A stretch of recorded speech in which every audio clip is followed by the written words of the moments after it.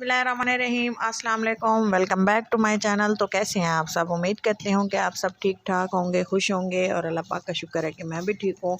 आज मैंने बनाया है मज़ेदार सा सूजी का हलवा और ये देखें कितना ही खूबसूरत लग रहा है और ये खाने में इतना मज़ेदार है। इसमें मैंने एक सीक्रेट इंग्रेडिएंट्स ऐड किया है जिससे इसका फ्लेवर बहुत मज़ेदार बन जाता है और ये एक यूनिक चीज़ बन जाती है। अगर आप इस तरह से बनाएंगे तो मुझे लगता है कि आपको ज़रूर पसंद आएगा और आपके घर वालों को भी ज़रूर पसंद आएगा। तो चलें देखते हैं कि हमें इस तरह का सूजी का हलवा बनाने के लिए किन चीज़ों की ज़रूरत है और ये किस तरह बनाया जाता है।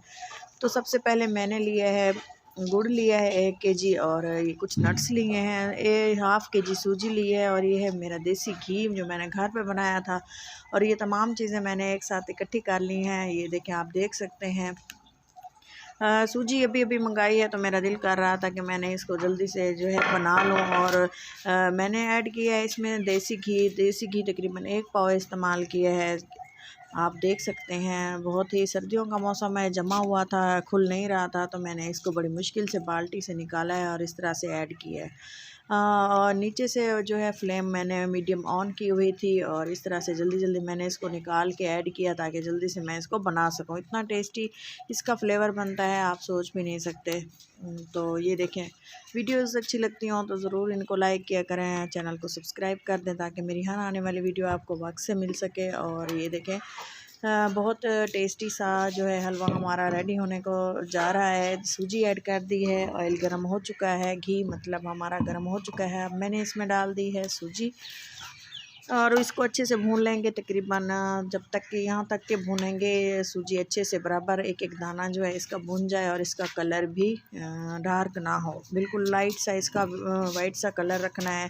बस ऐसे समझें 3 मिनट इसको भूनना है, उसके बाद इसकी भुनाई रोक देनी है। घी जब मेल्ट हो जाए और ये अच्छे से भून जाए इतनी हद तक भूनना है। आप देखेंगे कि मैंने इसको किस हद तक फ्राई किया है सूजी को जो है।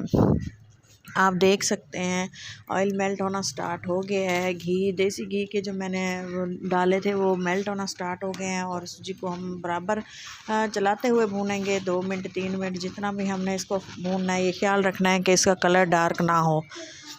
ये देखें, अच्छे से इसकी भुनाई करते रहना है और बराबर जब ये भून जाए और इसका कलर भी बिल्कुल वैसे ही वाइट रहे। अक्सर हम सूजी भूनते हैं ना तो डार्क कलर रखते हैं। नट्स डाले हैं, गरी डाली है, बादाम डाले हैं और 4 मगज़ थे, तरबूज के बीज जो होते हैं वो डाले हैं, इलायची डाली है और इसके अलावा मैंने डाल दी है गुड़ और साथ में मैंने डाल दिया है पानी डालने के बाद हम इसको अच्छे से मिक्स करेंगे और मिक्स करते रहेंगे। पानी इतना डबल डालना है कि सूजी अच्छे से भून जाए, गल जाए, सॉफ्ट हो जाए। और मैंने इसको जो है डबल देखें पानी डाला है, 2 लीटर पानी डाला है। हाफ़ केजी हमारी सूजी थी और इसके बाद ये देखें